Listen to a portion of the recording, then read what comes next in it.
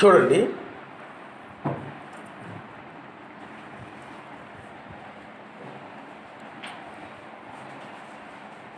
మనము ఈ యొక్క ఉదయవేళ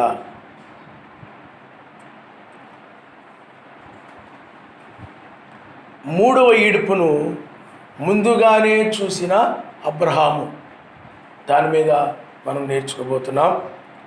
అపోస్తుల కార్యము 7వ అధ్యాయము 1వ వచనం నుండి 5వ వచనం వరకు మనం చదువుకుందాం.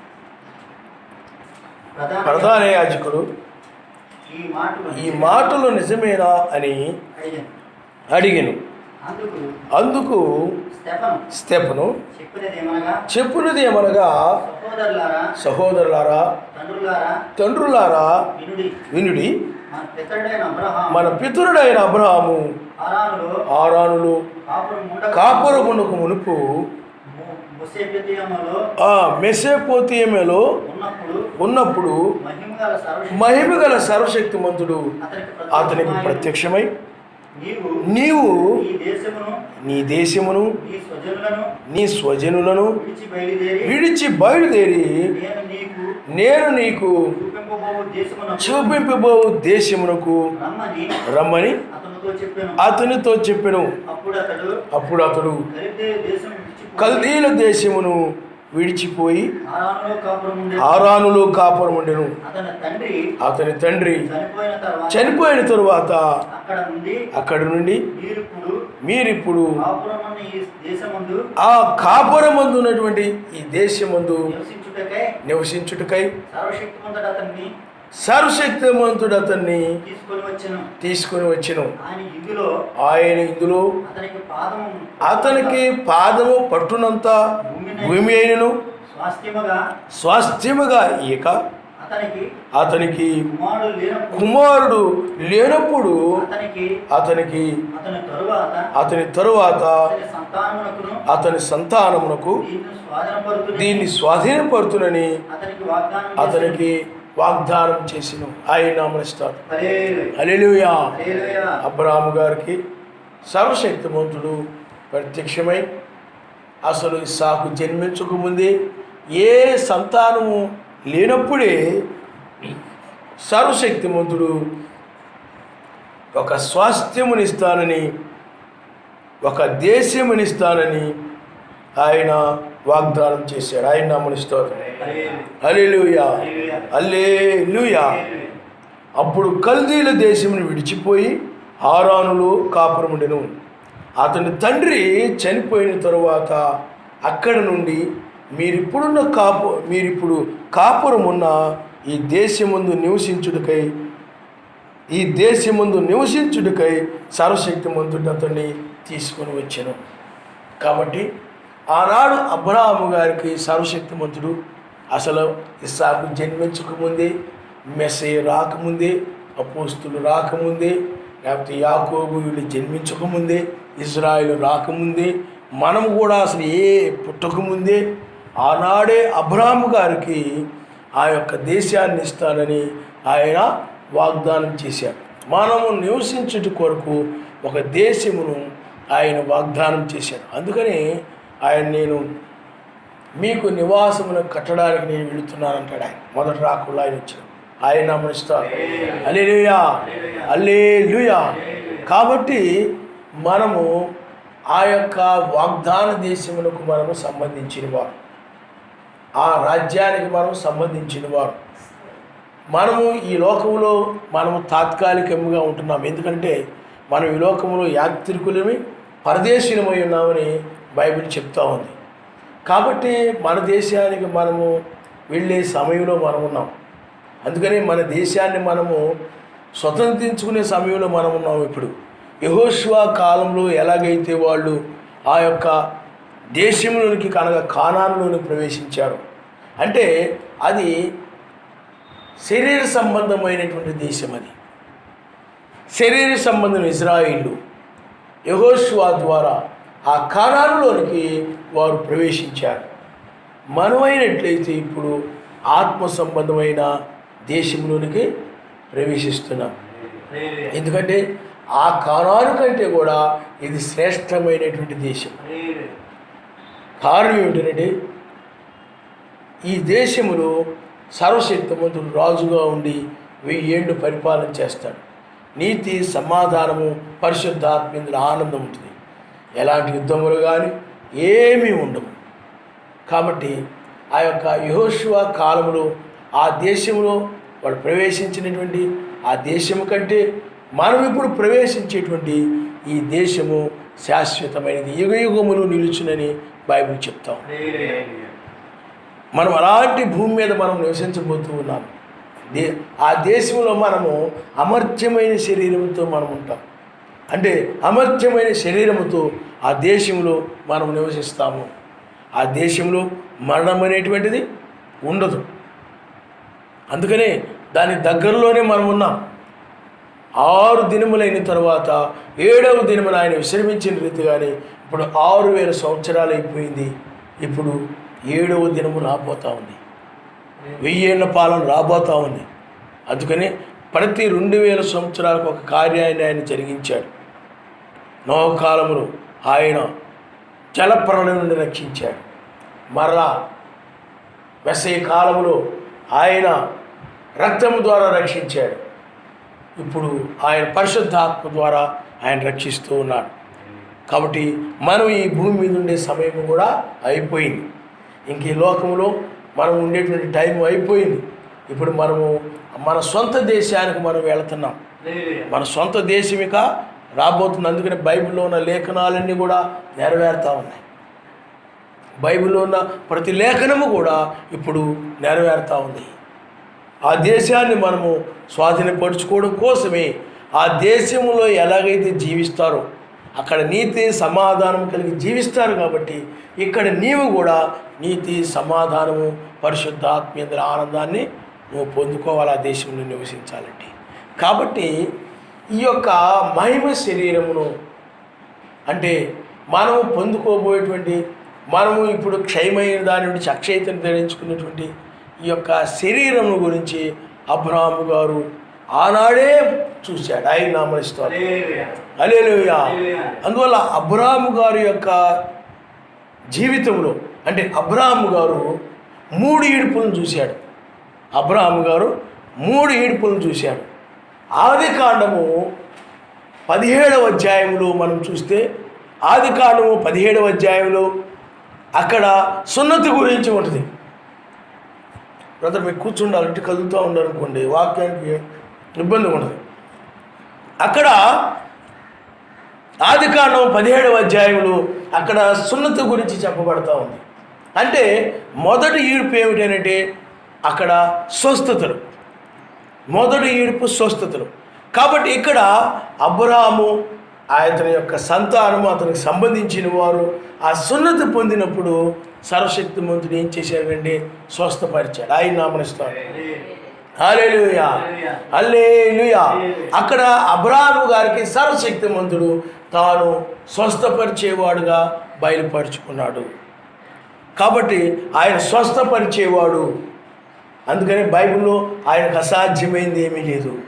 నువ్వు విశ్వసించాలి, నువ్వు నమ్మాలి. నమ్ముట నీ వలన అయితే నమ్మువానికి సమస్తము సాధ్యమే అని బైబిల్ చెప్తా ఉంది. కాబట్టి ఆయన కుంటివారిని, గుడ్డివారిని, లేకపోతే చెమిటివారిని, మూగివారిని వీళ్ళందరూ కూడా ఆయన బాగు చేశాడు. చనిపోయిన వారిని కూడా ఆయన లేపాడు. కాబట్టి ఆయనకు అసాధ్యమైంది ఏది కూడా లేదు. కాబట్టి సర్వశక్తిమంతుడు స్వస్థపరిచేవాడని అబ్రహాము గారు ఆనాడి అబ్రహాము గారు గ్రహించారు. ఆయన నామనిస్తారు. హల్లెలూయా. అందుకని అక్కడ ఆదికాండము 17వ అధ్యాయంలో అక్కడ స్వస్థతను మనం చూస్తుంటాం. అంటే మొదటి ఈడుపుని మనం చూస్తుంటాం. అలాగే ఆదికాండము 18వ అధ్యాయములో అక్కడ ఏముందనంటే అబ్రహాము గారితో సర్వశక్తిమంతుడు కలుసుకోవడం ఉంటుంది. అక్కడ 2వ ఈడుపు ఉన్నది. అంటే అబ్రహాము గారి దగ్గరికి ఆ యొక్క 2 దూతలు తీసుకొని సర్వశక్తిమంతుడు అబ్రహాము గారి దగ్గరికి వచ్చారు. అబ్రహాము దగ్గరకు వచ్చినప్పుడు అప్పుడు సర్వశక్తిమంతుడు ఆ యొక్క ఎండవేళలో ఆ యొక్క ఆ యొక్క అబ్రహాం దగ్గరకు వచ్చినప్పుడు అబ్రహాము గారు గొప్ప ఆతిథ్యంనిచ్చి వారిని చేర్చుకున్నాడు. ఆయన నామనిస్తారు. హల్లెలూయా, హల్లెలూయా. ఆ చేర్చుకున్నప్పుడు అబ్రహాము గారు శారా గర్భవాసమున కుమారుడు కలగబోతున్నాడని చెప్పినప్పుడు శారా నవ్వింది. ఎందుకు నవ్విందనంటే మేము వృద్ధులమైపోయాం, మా యొక్క శరీరం ఉన్నటువంటి బలమంతా పోయింది, మరలా మేము ఇప్పుడు మాకు కండ లేదు, మా యొక్క ఆ గర్భసంచి మూసివేయబడింది, కాబట్టి మా పళ్ళు కూడా రాలిపోతున్నాయి, మేము వంగిపోతున్నాం, ఈ సమయంలో మేము సంతానాన్ని మేము కంటామా అని ఈయన ఎప్పటికప్పుడు ఇలా ప్రత్యక్షమై ఇదే విధంగా చెప్తుంటాడు అని ఆ యొక్క శారా ఏం చేసిందంటే నవ్వింది. ఆ నవ్వినప్పుడు ఆమె గుడారములో ఉండి నవ్వింది. ఆ గుడారములో ఉండి నవ్వడాన్ని ఈయన వెలుపుని ఉండి చూశాడు. ఆయన నామమున స్తోత్రం. హల్లెలూయా. అందుకని ఆయన కన్నులకి మరుగైంది ఏది కూడా ఉండదు. ఆయనకి ఏది కూడా నువ్వు దాచలేవు. ఆయన సర్వము వ్యాపించి ఉన్నవాడు. సర్వము ఆయన ఇక్కడ ఎలా చూస్తూ ఉన్నాడో అమెరికాలో కూడా అదే విధంగా చూస్తూ ఉంటాడు. ప్రపంచంలో నుండి లేకపోతే ఆఫ్రికాలో అలాగే చూస్తూ ఉంటాడు, లేకపోతే చైనాలో అలాగే చూస్తూ ఉంటాడు. ప్రపంచంలో ఎన్ని దేశాలు ఉన్నాయో అన్ని దేశాల్లో ఉన్నటువంటి ప్రజలను ఆయన ఏకకాలంలో ఆయన చూడగలిగిన వాడు. ఆయన నామమున హల్లెలూయా. నువ్వైతే ఏమంటావు ఇక్కడ చూసి మళ్ళీ నేను అమెరికా వెళ్తే కానీ అక్కడ చూడగలను, లేదా చూడకుండా నేను చెప్పలేను అని వాడవచ్చు.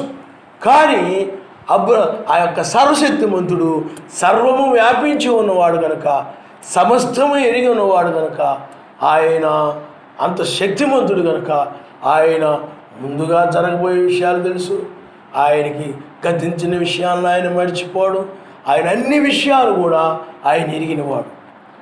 ఆయన ఈ సమయంలో ఒక చెట్టు ఆకు, ఆ చెట్టు ఎన్ని ఆకులు, ఆ చెట్టుకి ఎన్ని ఆకులు ఉన్నాయో ఆయన తెలుసు. ఆయన లెక్కించకుండానే చెప్పగలడు. ఆయన సర్వశక్తిమంతుడు. అలాగూ ఆ యొక్క శారా గుడారములో ఉండి నవ్వినప్పుడు అబ్రహాము గారు ఆ యొక్క బయట ఉన్నాడు. అప్పుడు సర్వశక్తిమంతుడు ఆ యొక్క శారాను బట్టి, శారా నువ్వు నవ్వనేలా, సర్వశక్తిమంతునికి అసాధ్యమైనది ఏమైనా ఉన్నదా? ఆయన నామమున హల్లెలూయా. సర్వశక్తిమంతునికి అసాధ్యమైనది ఏమైనా ఉన్నదా అంటే, ఆయనకు అసాధ్యమైనది ఏమైనా ఉన్నదా అంటే ఆయనకి అసాధ్యమైనది ఏది కూడా లేదు. ఎందుకంటే ఆయన భూమిని సృష్టించినవాడు, సూర్యుని సృష్టించినవాడు, నక్షత్రాలను సృష్టించినవాడు, చెట్లను, పక్షులను, జంతువులను సమస్తము సృష్టించినవాడు. అందుకని ఆ వృద్ధులనైనా ఆయన యొక్క వృద్ధాప్యం ఉన్న వారిని యవ్వనస్తులుగా మార్చి వారికి సంతానాన్ని ఆయన ఇవ్వగలడు. అది శారా గ్రహించలేకపోయింది. అలాగే బండలో నుండి నీరు, ఆ బండలో వాస్తవానికి నీరు ఉండదు, భూమి లోపల నీరు ఉంటుంది. కానీ సర్వశక్తిమంతుడు ఆ బండలో నుండి కూడా నీరు రప్పించగలడు. ఈ దీనిలో నుండి నీరు రప్పించగలడు, ఈ గోడలో నుండి నీరు రప్పించగలడు. ఆయనకు అసాధ్యమైంది ఏది కూడా లేదు. ఇది డాక్టర్లు ఇది సాధ్యం కాదు, అది సాధ్యం కాదు, ఇది వీలు పడదు, అది వీలు పడదు, అది అవ్వదు, ఇది అవ్వదు. సైంటిస్టులు కానీ, డాక్టర్లు కానీ, రాజకీయ నాయకులు కానీ, లేకపోతే ఎవరైనా ఏదైనా చెప్పొచ్చు, కానీ సర్వశక్తిమంతునికి మాత్రము సమస్తము సాధ్యమే. ఏదైనా ఆయన చేయగలిగిన వాడు. ఆయనకి ఇది సాధ్యం కాదు అని నువ్వు చెప్పలేవు. ఐగుప్తుని జయించడం, లేకపోతే కానానులో ఉన్నటువంటి ఆ యొక్క కానానులో నుండి ఆ ప్రజలు జయించడం కష్టమని ఆనాడు కొంతమంది అనవచ్చు. కానీ సర్వశక్తిమంతుడికి సమస్తము సాధ్యమే. అది నువ్వు నమ్మితే, నమ్ముట నీ వల్లైతే, ఎందుకంటే విశ్వాసము ద్వారా జరుగుతుంది. విశ్వాసము లేకపోతే మోషేలో కానీ ఇజ్రాయిల్లో కానీ విశ్వాసం కనుక లేకపోయినట్లయితే ఆ యొక్క ఎర్ర సముద్రము ఏమాత్రము చేర్చబడదు. వారి యొక్క విశ్వాసం బట్టే ఆ సముద్రమును ఆయన చీల్చాడు. నువ్వు కూడా ఇది ఆయన చేయగలని నువ్వు నమ్మితే ఇది ఆయన స్వస్థపరచగలడు నువ్వు నమ్మితే, నా శరీరం ఆయన రూపాంతరపరచగలడు అని నువ్వు నమ్మితే అది ఆయనకు అసాధ్యమైంది ఏమీ కాదు. నేను మార్పు పొందాను లేదు, ఇది ఎలా సాధ్యపడుతుంది, అది ఎలా సాధ్యపడుతుంది, డాక్టర్లు ఇంకా మీరు ముసలి అయిపోయారు, మీకు ఇంకా సంతానం కలగరు, ఇంకా మీకు ఇంకా సంతానం ఏంటమ్మా అని డాక్టర్లు అంటున్నారు. కాబట్టి ఈయనేమో సంతానం కలుగుతారని చెప్తున్నాడు, ఇదేంటి, ఇది ఎలాగ నమ్ముతాం? అందుకని సైన్స్కి బైబిల్ యొక్క జ్ఞానానికి వ్యతిరేకంగా ఉంటుంది అన్నమాట. డాక్టర్లు ఎన్నైనా చెప్పచ్చు, సైంటిస్టులు ఎన్నైనా చెప్పచ్చు, ఈ మాయదారి మహమ్మారి దీన్ని నాశనం చేయడం కష్టం, అది అనొచ్చు. కానీ సర్వశక్తిమంతునికి సమస్తము సాధ్యం. ఈ రోజున అసలు ప్రపంచంలో మొత్తంలో ఎక్కడ కూడా వైరస్ లేకుండా చేయాలంటే ఆయన చేయగలడు. కానీ ఇప్పుడు సమయం ఏమిటనండి, ఆయన లోకం మీద తన కోపముని తీర్చుకునే సమయమే తప్ప ఉగ్రత అని. ఎందుకంటే ప్రపంచమునకు సువార్త ద్వారాలు మూయబడ్డాయి కాబట్టి, ఇంకా వాళ్ళు నాశనించే నిర్ణయించుకున్నాడు కాబట్టి దాన్ని పొడిగించాలంటే పొడిగిస్తాడు, ఆపు చేయాలంటే ఆపు చేయొచ్చు. సమస్తము ఆయన చేతిలో ఉంది. ఎందుకంటే ఆయన చిత్తము లేకుండా, ఆయన అనుమతి లేకుండా ఏది జరగదు. ఆయన అనుమతి లేకుండా నీ తలలో వెంట్రుక కూడా రాలదు. ఆయన అనుమతి లేకుండా ఏది కూడా జరగదు. ఇప్పుడు వైరస్ వచ్చిందంటే ఆయన అనుమతి లేకుండా రాలేదు. ఒక అమెరికా మీద భూకంపం వచ్చిందంటే ఆయన అనుమతి లేకుండా జరగలేదు. అక్కడ ఆ ఏదోలలో ఆదాము అవ్వలు వాళ్ళు ఆజ్ఞ అతిక్రమించారంటే ఆయన అనుమతి లేకుండా జరగలేదు. అది ప్రతిదీ కూడా ఆయన అనుమతిస్తాడు, ఆయన నామనిస్తాడు. హల్లెలూయా. కాబట్టి సర్వశక్తిమంతుని చిత్తము లేకుండా ఏది ఉండదు, ఆయనకు అసాధ్యమైంది ఏది కూడా లేదు నువ్వు నమ్మితే. అందుకని ఈ శరీరము మార్పు పొందుతుందని నమ్మకము నీకుండాలి, ఆయన నామనిస్తాడు. హల్లెలూయా. కాబట్టి శారాకి ఆ యొక్క విశ్వాసము లేదు. అందుకని ఆయన అన్నాడు, నమ్ముడి నీ వలన అయితే నమ్మువానికి సమస్తము సాధ్యమే అన్నాడు ఆయన. కాబట్టి అక్కడ ఆ యొక్క 18వ అధ్యాయములు సర్వశక్తిమంతుడు ఆ యొక్క శారా యొక్క హృదయ రహస్యాలని బయలుపరిచాడు. ఆమె హృదయంలో ఏమనుకుంటుందో బయలుపరిచాడు. ఆమె ఆలోచనలో ఏమనుకుంటుందో మనము క్రియలను బట్టి మనం చెప్పగలుగుతుంటాం. అయ్యా నువ్వు ఇది చేసిన తప్పు, నువ్వు ఇలా కాదు అలా చేయాల్సింది, అలా కాదు ఇలా చేయాల్సింది అని మనం క్రియలు బట్టి మనం చెప్పగలుగుతుంటాం. కానీ సర్వశక్తిమంతుడు అయినట్లయితే నీ ఆలోచనలోనే ఆ ఆలోచనలు ఆయన ఎరిగినవాడు. నువ్వు ఇప్పుడు ఏమనుకుంటున్నావో నాకు తెలియకపోవచ్చు, కానీ సర్వశక్తిమంతుడు తెలుసు. ఆ సర్వశక్తిమంతుడు ఆలోచనలు ఎరిగినవాడు ఆయన. నేను ఇప్పుడు ఏమనుకున్నానో నా ఆలోచన ఆయనకు తెలుసు. నువ్వేమనుకున్నావు, ఈ ప్రపంచం ఇప్పుడు ఏమనుకుంటుందో ప్రతి నరుని యొక్క హృదయం యొక్క ఆలోచనని ఆయన ఎరిగినవాడు. రేపు ఆలోచనలే రేపు ఆ యొక్క ఒక సమయంలో ఆలోచనలు ఆయన ఎదుట ప్రదర్శించబడతాయి. నువ్వు అనుకునే ఆలోచనలన్నీ కూడా ఆయన తెలుసు. నువ్వేమేమి ఊహిస్తున్నావు, ఏమేమి తలంచుతున్నావు, ఆ తలంపులు మంచివా, ఆ తలంపులు చెడ్డవా అన్నీ కూడా ఆయన తెలుసు. మరి ఆనాడు ఆ బావి దగ్గర సమరయ స్త్రీ ఉంది. సమరయ స్త్రీ దగ్గర ఆమె హృదయంలో నుండి ఆలోచనలు, ఆమె జీవితం ఏమైనదో, ఆమె తలంపులు ఏమైనవో ఆ హృదయ రహస్యాలని, ఆ హృదయములో ఆ రహస్యముగా చెప్పకుండా దాచిన విషయాలని ఆయన బయటికి చెప్పాడు. ఆయన నామనిస్తాడు. హల్లెలూయా, హల్లెలూయా. కాబట్టి ఆదికాండము 18వ అధ్యాయంలో అక్కడ 2వ ఈడ్పును మనం చూస్తున్నాం. ఆయన నామనిస్తాం. హల్లెలూయా, హల్లెలూయా. అలాగే ఆదికాండము 19వ అధ్యాయంలో 3వ ఈడ్పు ఉన్నది. ఆదికాండము 19వ అధ్యాయంలో 3వ ఈడ్పు ఉన్నది. అంటే ఆదికాండం 19వ అధ్యాయంలో లోతును మనము కనుగొంటూ ఉంటాం అన్నమాట. అక్కడ లోతు ఉంటాడు. కానీ చూడండి, అది 3వ ఈడ్పని మనం గ్రహించాలి. ఏ విధంగా 3వ ఈడ్పు, అక్కడ 3వ ఈడ్పు ఎక్కడున్నది అని నువ్వు అడగొచ్చు. కానీ మనము లూకాసు వార్త 17వ అధ్యాయానికి వెళితే ఆ లూకాసు వార్త 17వ అధ్యాయంలో లోతు సొదమ విడిచిపోయిన దినమున, అలాగే అక్కడ లోతు భార్యను కూడా మీరు జ్ఞాపకం చేసుకునండి. అలాగే లోతు సొదమ విడిచిపోయిన దినమును జరిగినట్లుగానే మనిషి కుమారుని యొక్క దినమును జరుగునని బైబిల్లో రాయబడి ఉన్నది. కాబట్టి లోతు సొదమ విడిచిపోయిన ఆ దినము మనిషి కుమారు దినమునకు, అనగా రాబోయే మనిషి కుమారు దినమునకు అది ఒక ఛాయగా ఉన్నప్పటికీ, ఒక ముంగుర్తుగా ఉందన్నమాట, ఒక నీడగా ఉందన్నమాట. ఆ యొక్క అందుకనే మనిషి కుమారుడు ఆ లోతు దినముల్లో జరిగినట్లుగానే, అనగా లోతు సొదమ విడిచిపోయిన దినమున ఆకాశమున అగ్ని గంధకములు వచ్చి అక్కడ ఉన్నటువంటి సొదమ గొమొర్రా పట్టణాలన్నింటినీ కూడా కాల్చివేశాయి.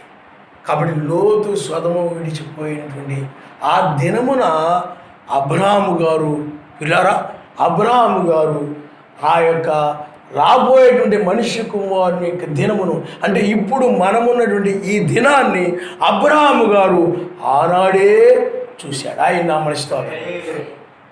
హల్లెలూయా, హల్లెలూయా. ఎందుకంటే ఎందుకు ఎలా చూడగలిగాడని మీరు అడగొచ్చు.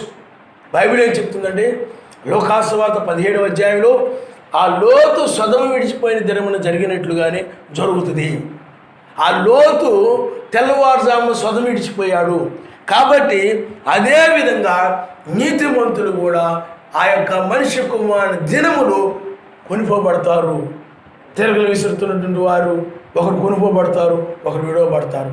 పొలంలో పనిచేస్తున్నటువంటి వారు ఒకరు విడవబడతారు, మరలా ఒకరు కొనిపోబడతారు. ఇద్దరు మంచం మీద ఉన్నారు, ఒకరు కొనిపోబడతారు, ఒకరు విడవబడతారు అని చెప్పాడు. కాబట్టి ఇక్కడ తెల్లవారుజామున ఆ లోతు ఎలాగైతే ఆ యొక్క సొదమ నుండి వెలుపలికి వెళ్ళిపోయాడు, అదేవిధంగా మనము కూడా పైకి వెళ్ళిపోతామని బైబిల్ చెప్తా ఉంది.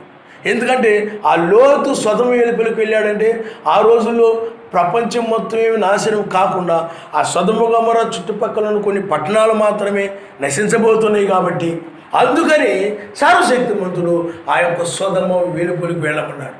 ఇప్పుడైతే ప్రపంచం మొత్తము కూడా పట్టణాలన్నీ కూడా సొదమ గొమొర్రా వలె తయారై ఉన్నాయి. కాబట్టి అందువలన ఇప్పుడు ప్రపంచంలో పట్టణాలన్నీ నాశనం చేయబడబోతా ఉన్నాయి. కాబట్టి ఇప్పుడు మనము పైకి కొనిపోబడతాం. ఆయన నామమున స్తోత్రం.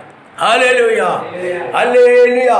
ఏ విధంగా కొనిపోబడతామనంటే ఆ రోజుల్లో లోతైనట్లయితే ఆ యొక్క సొదమ నుండి వెలుపలికి వెళ్ళిపోయాడు. కానీ ఇప్పుడు మనం పైకి మహిమ శరీరం ధరించుకొని వెళ్తాం. ఆయన నామమున స్తోత్రం. హల్లెలూయా, హల్లెలూయా. కాబట్టి ఇప్పుడు మనము పొందేటువంటి ఆ మహిమ శరీరమును, మన శరీరం యొక్క రూపాంతరమును, మనం పొందుకుపోయిన ఆ రూపాంతరాన్ని, మనం నుండి దినాన్ని అబ్రాహాము గారు ఆనాడే చూశాడు. ఆయన నామమున స్తోత్రం. హల్లెలూయా. అందుకని ఆ యొక్క దినం ఏమై ఉన్నదంటే అది తీర్పు దినము, లోతు కాలము.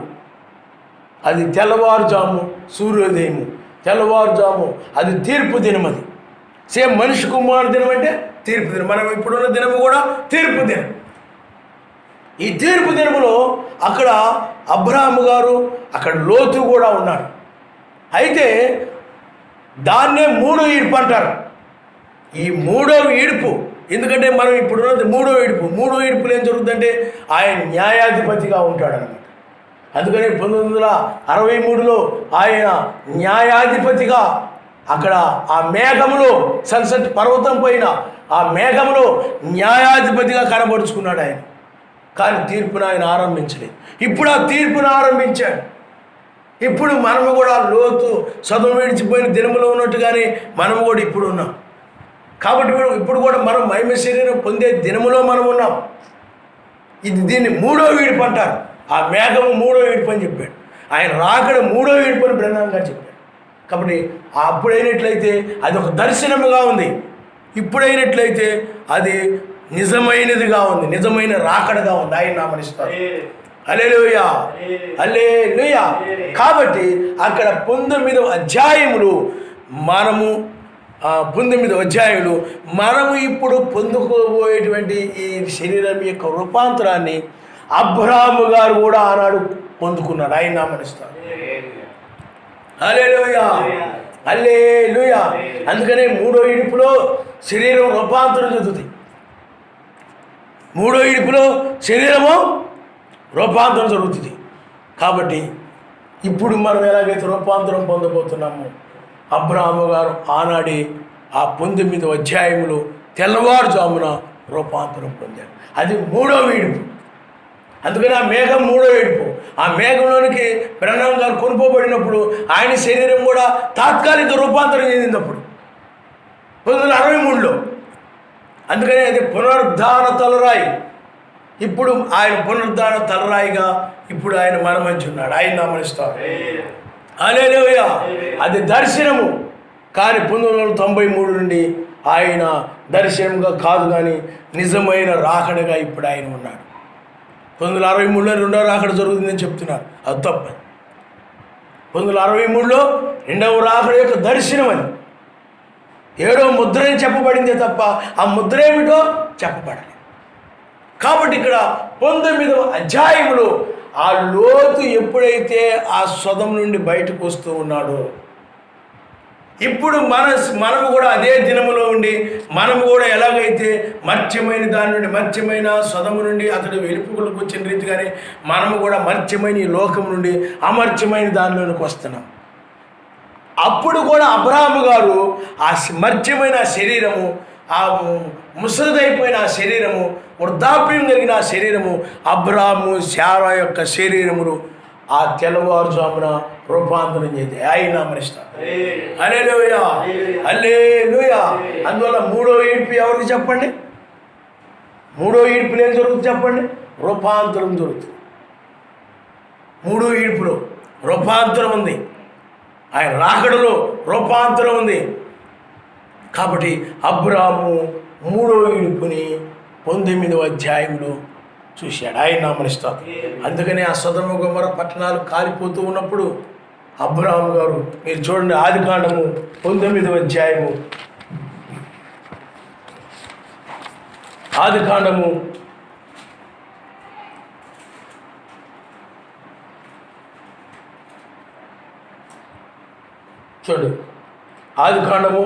19వ అధ్యాయము 27వ వచనం. తెల్లవారినప్పుడు అబ్రాహాము లేచి తాను యావే సన్నిధిన నిలిచిన చోటుకు వచ్చి సొదొమ గొమొర్రాల పట్టణమును ఆ మైదానపు ప్రదేశం యావత్తును చూడగా, అదిగో ఆ ప్రదేశము, మైదానము, పట్టణము ఏమండి ఆ పొగ ఆవము పొగవలే లేచుండెను. సర్వశక్తిమంతుడు ఆ మైదానపు పట్టణమును పాడు చేసినప్పుడు సర్వశక్తిమంతుడు అబ్రాహామును జ్ఞాపకం చేసుకుని లోతు కాపురు ఉన్న పట్టణమును నాశనం చేసినప్పుడు ఆ నాశనముల మధ్య లోతు నశించకుండా అతన్ని తప్పించెను. కాబట్టి ఇక్కడ తెల్లవారినప్పుడు అబ్రాహాము లేచి తాను యావే సన్నిధిని నిలిచిన చోటుకు వచ్చి సొదొమ గొమొర్రాల తట్టును ఆ మైదాన ప్రదేశం యావత్తును చూడగా, అదిగో ఆ ప్రదేశము పొగ ఆవము పొగవలి లేచుచుండెను. ఆయన నామనిస్తాడు. అబ్రాహాము తెల్లవారుజామున సర్వశక్తిమంతుడితో ఎక్కడైతే మాట్లాడాడు ఆ ప్రాంతానికి వచ్చినప్పుడు చూడండి, తెల్లవారుజామున అబ్రాహాము తాను లేచి యావే సన్నిధిన నిలిచిన చోటుకు వచ్చి చూశాడు. కానీ అక్కడ ఎక్కడైతే సర్వశక్తి సన్నిధి నిలిచాడు అదే ప్రాంతానికి వచ్చి చూసినప్పుడు సొదొమ గొమొర్రా పట్టణాలు కాలిపోతూ ఉన్నాయి, పొగ పైకి వెళ్ళిపోతూ ఉంది. ఆ యొక్క సమయంలో, ఆ తెల్లవారుజాము సమయంలోని, ఆ తెల్లవారుజాముని అబ్రాహాము యొక్క శరీరం కూడా రూపాంతరం చెందింది. ఆయన నామనిస్తాడు. హల్లెలూయా, హల్లెలూయా. అందువల్ల మూడో ఇడుపులు ఏముంది చెప్పండి? రూపాంతరం.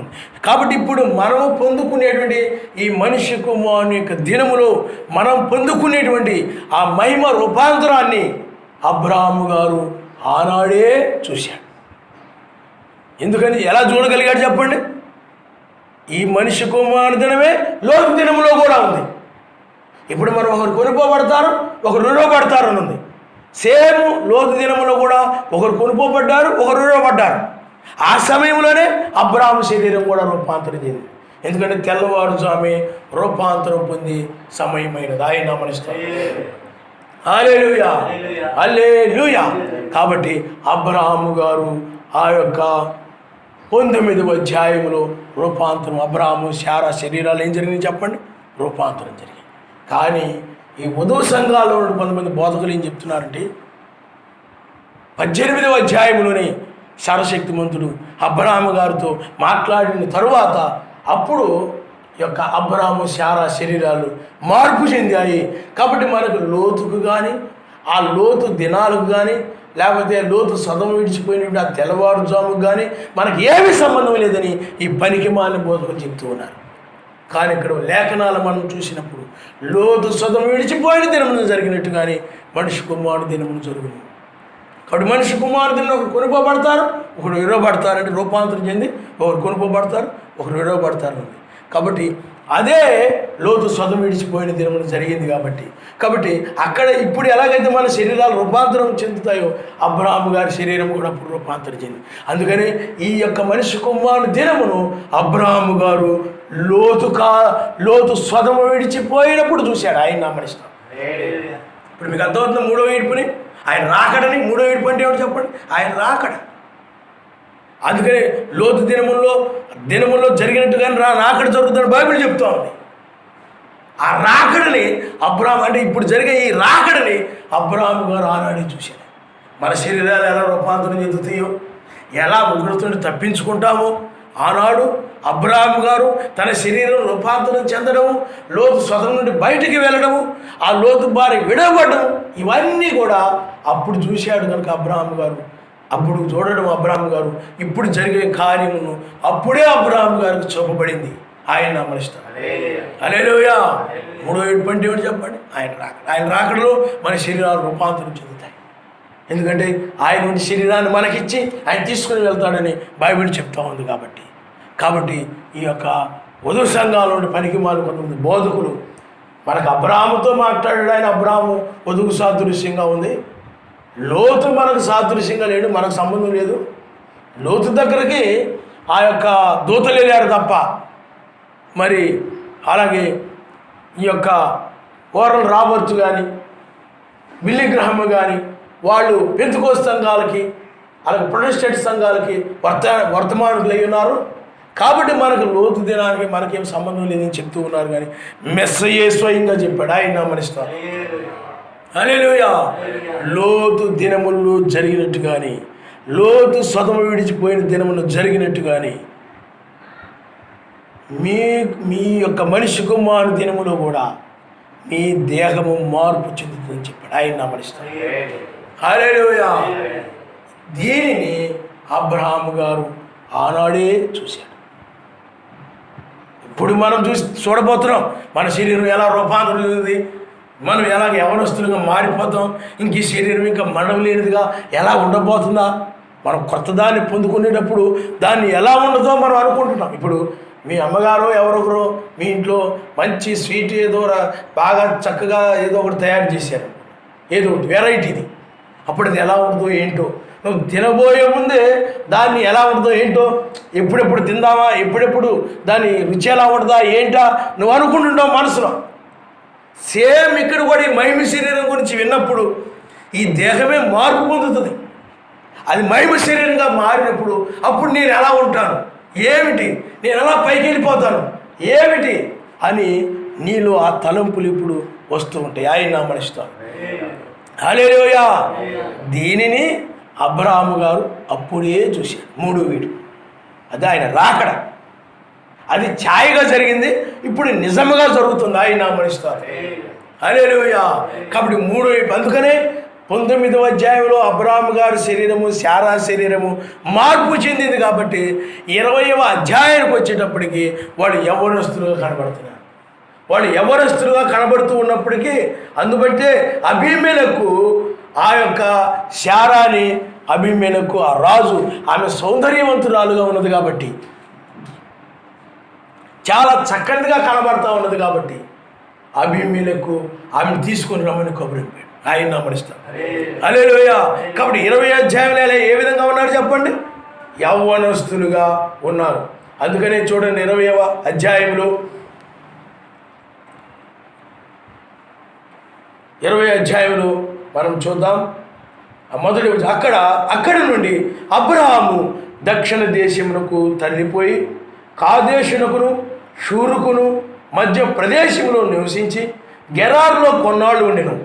అప్పుడు అబ్రాము తన భార్య అయిన శారాను గురించి ఈమె నా చెల్లెలని చెప్పిన కనుక గెరారు రాజైన అబీమెలెకు శారాను పిలిపించి తన ఇంట చేర్చుకుని అయినను రాత్రివేళ సర్వశక్తిమంతుడు స్వప్నమందు అబీమెలెకునొద్దకు వచ్చి నీవు నీ ఇంట చేర్చుకుని స్త్రీ ఒక పురుషునికి భార్య కనుక ఆమె నీ నిమిత్తము నీవు చచ్చిన వాడవుదు సుమా అని చెప్పాను.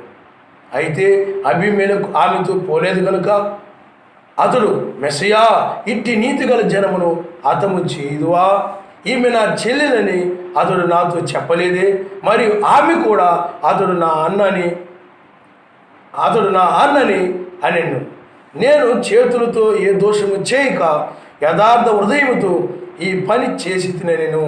చూడండి, ఆమె యవ్వనస్తురాలుగా ఉన్నది కాబట్టి ఆమెను పిల్లారా యవ్వనస్తురాలుగా ఉన్నది కాబట్టి సర్వశక్తిమంతుడు స్వప్న ముందు మాట్లాడాడు కాబట్టి ఆమెతో పోలేదని ఉంటుంది. ఆయన నామనిస్తాడు. ఆమె వృద్ధురాలైతే అంటాడా? కాబట్టి అక్కడ యవ్వనస్తుడిగా, అందుకనే మీరు కనుక తర్వాత సర్వశక్తిమంతుడు 21వ అధ్యాయంలో ఆమె గర్భమును తెలిసినని ఉంటుంది. కాబట్టి అక్కడ యవ్వనస్తులుగా మారారు. 20 అధ్యాయంలో యవ్వనస్తులుగా ఉండాలి. 21కి వచ్చే దగ్గరికి అప్పుడు శారాని సర్వశక్తిమంతుడు ఆ నిర్ణయ కాలంలో దర్శించాడు కాబట్టి వారు ఒక కుమారుని కన్నారు. ఆయన నామనిస్తారు. హల్లెలూయా, హల్లెలూయా. కాబట్టి అబ్రహాము గారు ఆనాడే 3వ ఈడ్పును చూశారు. ఇప్పుడు జరిగేటువంటి 3వ ఈడ్పుని, ఇప్పుడు జరుగుతున్నటువంటి యొక్క రాకడిని ఆనాడే చూశాడు. అప్పుడే చూశాడు. కానీ ఛాయిగా చూశాడు. లోతు కాలంలో చూశాడు. లోతు సమయంలో, లోతు జీవితంలో జరగడం చూశాడు. అలాగే తన జీవితంలో జరగడం కూడా చూశాడు. అదే 2వ ఈడ్పునైతే అబ్రాము శారా చూశాడు. 3వ ఈడ్పు దగ్గరకు వచ్చేటప్పటికి లోతు కూడా దాన్ని చూశాడు. ఆయన నామనిస్తాడు. హల్లెలూయా. అబ్రాము కూడా చూశాడు. అబ్రాము యొక్క శరీరము కూడా మార్పు చెందిందని ఈ అధ్యాయాన్ని బట్టి మనకు అర్థమవుతుంది. ఆయన నామనిస్తాడు. హల్లెలూయా. కాబట్టి ఈ వధువు సంఘాల్లో ఉన్నటువంటి వారు లోతుకి మనకి సంబంధం లేదు. అబ్రహాము గారికి మాత్రం మనకు మాత్రమే సంబంధం. కనుక మనము తెల్లవారుజామున లోతు చదువు విడిచిపోయాడు కాబట్టి తెల్లవారుజామున వేకు చుక్క ఈ వర్తమానం మనకు అక్కర్లేదు, ప్రవక్త వర్తమానం మనకు సరిపోద్దని ఈ వధువు సంఘాల్లో బోధకులు బోధిస్తున్నారు. కానీ అది వారి బోధలు, వారి ఆలోచనలు తప్పు అని ఈ వర్తమానము తెలియజేస్తుంది. ఆయన నామనిస్తాను. హల్లెలూయా. వాక్యం అర్థం కావాలంటే ప్రత్యక్షత ఉండాలి. ప్రత్యక్షత కనుక లేకపోతే నీవు ఆ వాక్యానికి తప్పుడు అర్థం చెప్తావు. నేను నిజమే చెప్పాను అనుకుంటావు. నాకు మర్మం బయలుపరచబడింది, నేను కూడా వాక్యం కరెక్ట్గానే చెప్పాను, బాగానే చెప్పాను అని అనుకుంటావు. కానీ నీవు చెప్పలేదు, నువ్వు తప్పే చెప్పావు. కారణం ఎందుకంటే నీ మీద ఆ అభిషేకం లేదు. ఆయన నామనిస్తాను. హల్లెలూయా.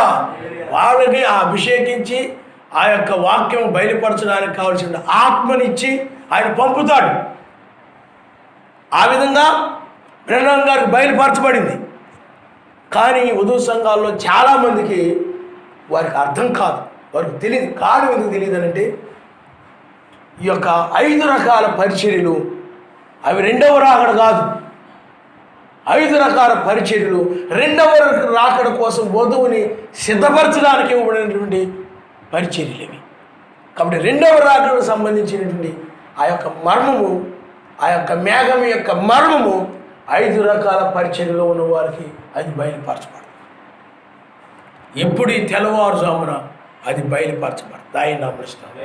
అందును బట్టే ఇప్పుడు 3వ ఈడుపును కూడా అబ్రాము ముందుగా చూశాడని మనం చెప్పగలుగుతున్నాం. ఆయన నామనిస్తాం. అంటే ఈ రాకడను ముందుగానే చూశాడు. మనం ఎలా కొనుక్కోబడతామో అబ్రాము గారు ఆనాడే ముందుగా చూశాడు. ఒకరు కొనుక్కోబడడం, ఒకరు విడవబడడం. లోతు చదువు నుండి వెలుపలికి రావడం, అలాగే లోతు భార్య విడవబడడం. ఆ రూపాంతరం ఎలా పొందుతుందో కూడా అబ్రహాం గారు చూశాడు. ఆయన నామనిస్తాడు. హల్లెలూయా. అయితే ఇవన్నీ అబ్రహాం గారు చూస్తే మరి ఈ గుంపేమంటున్నారు, అబ్రహాము గారికి ఏమండి మెస్సీకి సంబంధం ఉంది తప్ప మెస్సీకి లోతుకి సంబంధం లేదు. లోతు వధువుకి పోలికగా ఉన్నాడు, అలాగే మతశాఖ సంఘాల వాళ్ళకు కూడా పోలికగా ఉన్నాడు. ఆయన నమ్మనిస్తాడు. హల్లెలూయా. కాబట్టి అబ్రహాము గారు 3 ఈడ్పులను చూశాడు. ఇప్పుడు మనం ఉన్నట్టు 3వ ఈడ్పుని ముందుగా అబ్రహాము చూశాడు. ఆయన నమ్మనిస్తాడు. హల్లెలూయా. 2వ ఈడ్పును చూడడమే కాదు, హృదయ రహస్యాలు బయలుపరచబడమే కాదు, 2వ రాకడను కూడా చూశాడు అబ్రహాం గారు. ఇప్పుడు జరిగేటువంటిది లోతు దినముల్లో చూశాడు అతను. ఇప్పుడు మనం జరుగుతున్నది, మనం మాట్లాడుకునేటువంటి ఈ అమర్చమైన దానిగా మార్చబడడం అనే దాని గురించి అతను కన్నుల్లో చూశాడు. కన్నుల ద్వారా లోతు వెలుపలికి రావడము, ఆ యొక్క సొదొమ గొమొర్రా పట్టణాలు కాలిపోవడము, తన శరీరం రూపాంతరం చెందడము, తెల్లవారుజామునే అబ్రహాము శరీరం కూడా రూపాంతరం చెందింది. ఆయన నామనిస్తాడు. హల్లెలూయా. హల్లెలూయా. ఏ వర్తమానం వలన నీ శరీరం రూపాంతరం చెందిందని ఒక వర్తమానం పంపిస్తే వధువు సంఘాల్లో ఉన్న వాళ్ళు కొంతమంది రకరకాలుగా అభ్యంతరపడ్డారు. కొంతమంది అయినట్లయితే ఇది సత్యమే అన్నారు. ఆయన నామనిస్తాడు. హల్లెలూయా. కాబట్టి ఇప్పుడు అబ్రహాము చూసినటువంటి ఆ 3 ఈడ్పులు మనం ఇప్పుడు చూస్తున్నాం. ఆయన నామనిస్తాం. హల్లెలూయా. కానీ మనము ఆ 2 ఈడ్పులు మనం చూడలేదు. హృదయ రహస్యాలు బయలుపరచబడ్డం అబ్రహాము గారు దగ్గర ఎలా జరిగిందో అలాగే బ్రహ్నాం గారి పరిచయంలో జరిగింది. బ్రహ్నాం గారు కూడా హృదయ రహస్యాలు చెప్పాడు, అది మనం చూడలేదు. బ్రహ్నాం గారి పరిచయంలో చాలా స్వస్థతలు జరిగాయి, అది మొదటి ఈడ్పు, అది మనం చూడలేదు. మొదటి ఈడ్పుని మనం చూడలేదు, 2వ ఈడ్పుని మనం చూడలేదు, 3వ ఈడ్పుని మనం చూస్తున్నాం. ఆయన నామనిస్తాడు. హల్లెలూయా. అబ్రహాము గారు ఆయన దాన్ని చూశాడు. దేన్ని చెప్పండి? స్వస్థతను చూశాడు. ఆ తర్వాత మరలా మొదటి రాకడను చూశాడు, అదే 2వ ఈడ్పు. మరి ఆ యొక్క సమరయ స్త్రీ దగ్గర జరిగినట్టుగానే ఇక్కడ కూడా జరిగింది, దాన్ని చూశాడు. మళ్ళా 2వ రాకడను కూడా అబ్రహాము గారు చూశాడు. ఆయన నామనిస్తాడు. హల్లెలూయా. హల్లెలూయా. కాబట్టి అబ్రహాము గారు 3వ ఈడ్పుని ముందుగానే చూశాడు. ఆయన నామనిస్తాడు. సరే, తలలో ఉంచుకోండి, మనం ప్రార్థన చేసుకుంటాం.